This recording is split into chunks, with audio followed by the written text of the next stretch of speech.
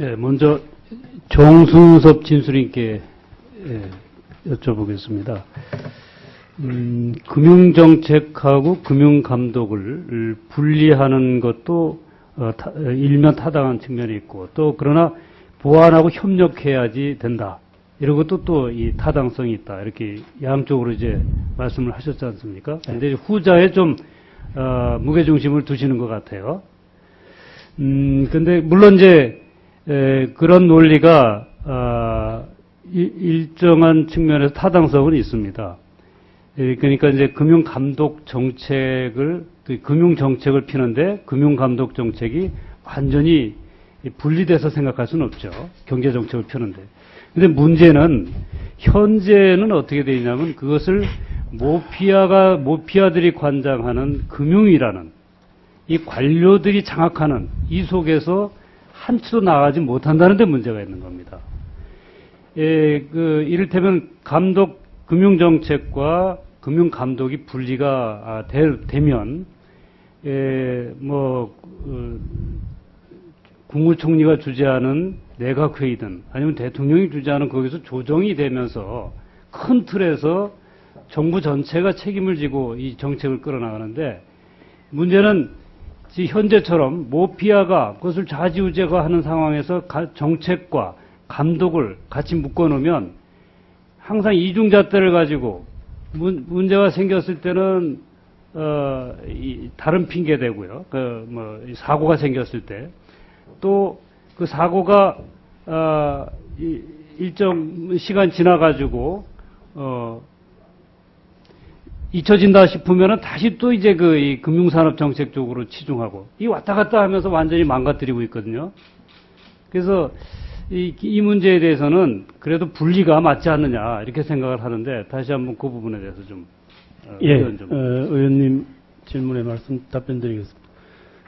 금융정책하고 금융감독을 분리하는 나라도 있고 그거를 같이 가는 나라도 있고 아마 여러 가지 모델이 있을 수 있을 텐데요. 지금 의원님 말씀하신 것처럼 예상충 가능성이 있기 때문에 분리해야 된다라는 주장은 분명히 타당한 지적이라고 생각을 합니다. 기능적으로 차이가 있기 때문에.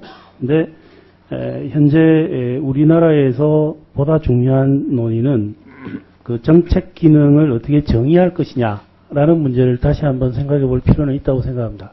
그래서 산업 육성적인, 산업 부양적인 측면을 금융정책이라고 정의할 것인지, 아니면은 금융감독 정책이라고 해서 그걸 분리하셨습니다만은 금융감독과 관련된 정책적인 부분을 그의 금융정책이라는 말하고 완전히 다른 걸로 이야기할 수 있는 것인지, 그러니까 제가 말씀드리는 것은 금융정책과 금융감독을 분리시켜 놓은 많은 나라들의 경우에 그 금융정책을 담당하는 기관이 하고 있는 역할이 산업 육성적인 역할에 한정되지는 않는 걸로 일단 생각이 됩니다. 그래서 그 부분에 대한 정의가 먼저 좀 이루어져야 될 것 같고요. 그 이후에 분리 또는 감독에 대해서는 제가 생각하기에 가장 이상적인 것은 금융부 또는 그에 상응하는 어떤 정부 조직이 정책 기능을 수행을 하고 감독 기능은 분리하는 것이 바람직하다고 생각을 합니다. 생각을 하는데, 현재 우리나라에서는 지금 논의의 그 초점이 조금 다르게 진행되고 있어서 그 점은 좀 차이가 있는 것 같습니다. 예. 아무튼 현재 제 생각은 아무튼 금융 정책과 금융 감독이 분리돼야 금융산업 정책도 제대로 기능을 발휘하고 금융 감독도 제대로 발휘가 되고, 그러면서 정부가 어떤 일정한 방향으로 정책을 필 때 그것을 보다 각 부처가 아니라 그 윗단위에서 총리나 대통령 선에서 조정이 될 때 보다 분명한 그 정부의 정책 방향이 나타날 수 있다, 이렇게 보여지거든요.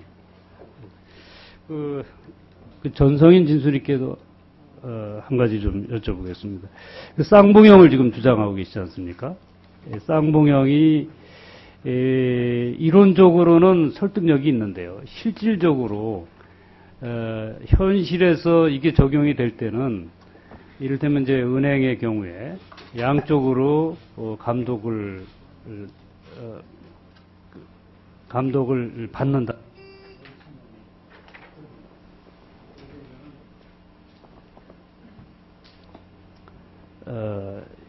뭐 비효율성 문제도 있고 더 중요한 문제는 그거를 확실하게 분리해서 시장 규제와 건전성 규제를 확실하게 분리해 가지고 감독을 할 수 있는지 이게 참 현실적으로는 어려움이 있습니다.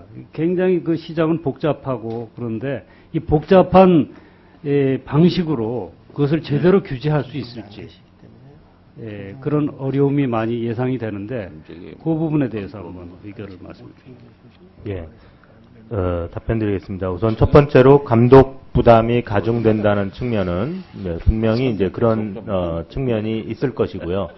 문제는 감독 부담의 가중에 의해서 다른 편익, 예를 들면 무슨 소비자 권익 보호의 증가나 금융 시스템의 안전성이나 건전성이 강화되는 편익이 있다면 그 양자를 비교 형량해야 되지 않을까 그런 생각은 잠깐 들고요. 그 다음에 이거 두 개를 나눌 수 있느냐 정말 쌍봉형으로 갔을 때 이거는 이제 제가 아까도 잠깐 말씀드렸듯이 영국식 어프로치를 채택하면 그 문제가 조금 완화될 수 있다. 즉 현재 이제 좀 순수한 입장에서의 쌍봉형을 고려하시는 이제 분들께서는 모든 건전성 감독은 건전성 감독원이 하고 모든 행위 규제 및 소비자 보호는 행위 규제나 소비자 보호원이 한다. 이렇게 되면 이제 모든 걸 다 발려야 된다. 이렇게 두 개를 구분해야 된다. 이런 생각을 그런 결론이 나오는데요. 영국은 어떻게 했냐면 우선 건전성 감독원은 중요 기관의 건전성만 보고요. 행위 규제 감독을 담당하는 쪽에서 나머지 모든 기관의 건전성 감독과 전부 기관의 행위 규제를 합니다. 그러니까 행위 규제가 이제 더 이 관장하는 범위가 넓다고 보는 거죠. 모든 기관에 대해서 행위 규제나 소비자 보호 규제를 하고 일부 이제 체제적 위험이 없거나 뱅크런 가능성이 없는 데에서는 건전성 감독까지 하는. 그것은 이제 왜 그렇게 됐냐 생각이 오히려 더 복잡할 수 있다. 그렇지만 그 제도의 장점은 소위 업권별 설립 근거법을 개별 감독기구에 이렇게 귀속시켜 줄 수가 있다는 점에서 실무적으로는 훨씬 장점이 있는 것 같습니다. 예를 들면 은행 같으면 은행을 건전성 감독과 행위규제 감독으로 법 자체를 두 개를 만든다든지 뭐 조문별로 일일이 나눈다든지 그렇게 하지를 않고 은행은 수신기관이고 건전성 감독원의 피감기구다라면 은행법을 건전성 감독원이 관장하는 관할 법률 범위에 넣고 반대로 이제 금융투자회사 옛날식으로 증권회사 같은 경우에는 이제 건전성도 중요하고 행위규제도 중요하지만 행위규제가 더 중요하기 때문에 이것은 행위규제 감독원에 넣어서 예를 들면 자본시장 통합법은 그쪽의 관장으로 한다. 물론 자본시장 통합법 안에 금융투자회사의 건전성에 관한 규정이 들어갈 수 있습니다. 그것조차도 그쪽에서 판단을 하도록 하자.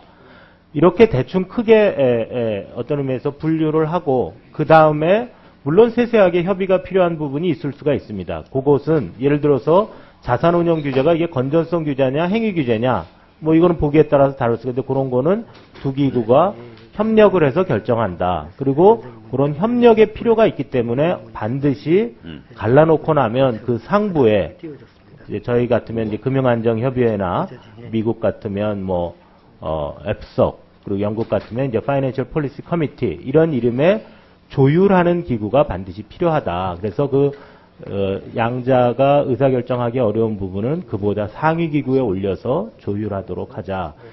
이런 체제가 조금 더 이제 요새 많이 논의가 되고 있는 체제인 듯합니다.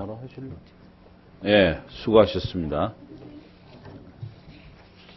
자, 그러면 누가 먼저?